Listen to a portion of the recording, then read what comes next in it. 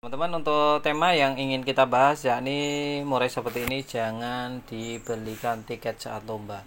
Perlu dicatat ya untuk kita semua bahwa saat kita melombakan burung murai batu, seharusnya murai batu itu dalam keadaan terbaiknya, dalam keadaan top perform yang paling bagus. Dia itu siap untuk bersaing dengan murai batu lain. Jangan sampai kita melombakan burung murai batu tapi dalam keadaan tidak siap, dalam artian masih kondisi kita paksakan untuk lomba. Nah, ini bisa berdampak domino pada burung murai batu kita ke depannya. Jadi perlu waspada dan harus hati-hati ya teman-teman semuanya ya. Murai batu, teman-teman jangan sesekali dibelikan tiket meskipun sudah di tempat lomba. Yakni kita mungkin membawa burung murai batu yang pagi-pagi, siang-siang itu sudah gacor di rumah. Tapi begitu kita bawa, kita gendong, saat di tempat lomba burungnya malah nekuk leher. Burungnya malah hanya satu titik matung. Seandainya gerak pun hanya loncat-loncat saja.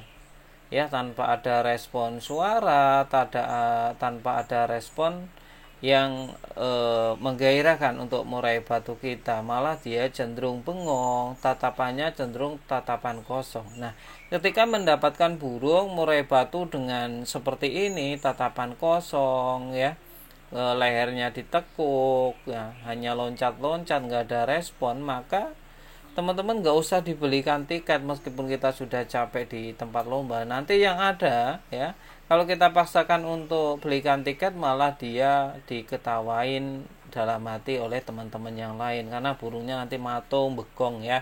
Jadi perlu dikenali juga karakter dari murai batu kita.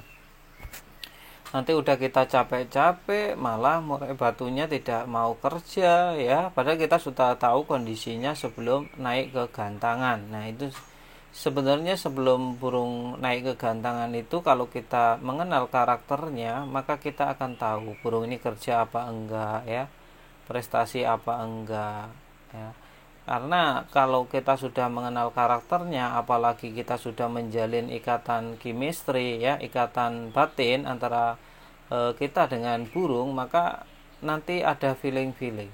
Ada feeling keyakinan, ada feeling ragu-ragu, dan ada feeling kekalahan. Nah, kalau dari situ saja biasanya kalau kita setengah-setengah, nggak punya mantap dan keyakinan, apa-apa kok nggak enak, ya udah biasanya kalah. Tapi kalau apapun enak itu, nah itu pemenang biasanya ya. Nyantai, pikirannya juga enak ya, maka dia biasanya berprestasi. Nah, itu kalau yang sudah menjalin ikatan. Tapi kan itu tidak mudah dan itu tidak bisa dirasakan oleh semua pemain murai batu. Jadi hanya orang-orang terpilih biasanya yang demikian. Biasanya murainya juga dia konsisten, stabil, juara.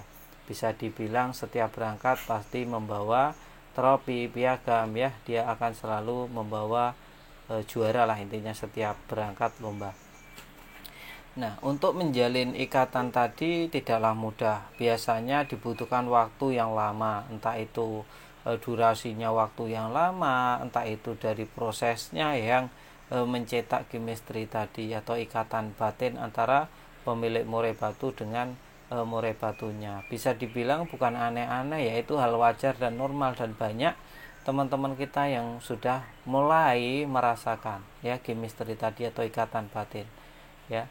Biasanya wah enak ini, berangkat nih, dapat ya, seperti itu. Terus burung murai batu seperti apa lagi yang seharusnya tidak boleh dibelikan tiket? Burung yang dibawanya terlalu gacor ngawur-ngawur teman-teman. Kalau dirasa over ya, ini gacor membongkar materinya itu over, bukan hal wajar. Kalau hal wajar mungkin bongkar materi masih di bawah 10 kali lah untuk tembakan mengeluarkan materinya ya, dengan jeda yang tidak terlalu rapat. Tapi kalau sudah lebih dari 10 kali terus waktunya juga lama ya ataupun cepat, nah ini biasanya terindikasi burung akan kewalahan di tenaga. Mungkin burung ini bagus tapi kelemahannya bocor. Nah, kalau sudah bongkar-bongkar materi di bawah lebih dari 10 kali, kita sarankan untuk tidak melombakan murai batunya ya, tidak melombakan murai batunya, karena nanti akan tekor ya, di atas itu akan tekor materi, tekor tenaga ya. Seandainya ada untuk burung murai batu yang durasi waktu sebentar, contoh kita menggantangkan murai batunya jam 2, lantas kita datang ke lokasi jam 1.45, jam 1.50 mepet waktu lomba, lantas di durasi istirahat tadi malah burung membongkar materi terus-terusan lebih dari 10 kali, maka yang terjadi kalau kita lombakan itu kita akan kalah. Mungkin kita masih bisa sesekali mengeluarkan materi saat digantang, tapi itu tidak akan maksimal karena tadi sudah digembosin di bawah. Jadi solusinya ya kita memang harus benar-benar mepet saat membawa murai batu ke gantangan agar tidak bongkar materi tadi. Karena tugas seorang joki, tugas seorang pelomba burung, pemilik burung itu sebenarnya bukan bagaimana cara murai batu itu membongkar materi saat dilomba, akan tetapi tugas sebenarnya adalah bagaimana cara menahan agar materi itu tidak dibongkar sebelum lomba. Nah, itu ya. Mungkin tujuannya sama tapi persepsinya berbeda ya.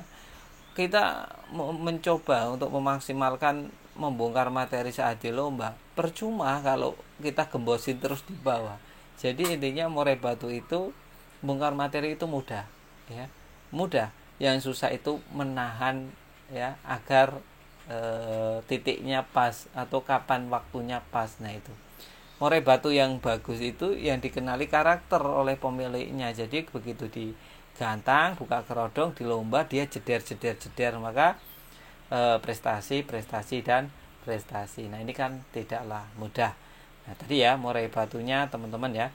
Terus murai batu di tempat lomba ya, apalagi yang seharusnya jangan dilombakan atau jangan dibelikan tiket, yakni waktu yang terlalu mepet. Jadi ketika kita baru sampai terus kita belikan tiket langsung waktunya naik, sebaiknya dihindari. Meskipun ada 1-2 burung yang mampu melakukan ini, itu pun dalam kategori jarak rumah dengan lombanya tidak terlalu jauh. Tapi saran saya, sedekat apapun itu lebih baik kondisikan ya untuk murai batunya ya, minimal sudah inilah ada waktu jeda yang istirahat yang cukup lama ya, agar murai batunya dengan kondisi area sekitar bisa menyesuaikan terlebih dahulu.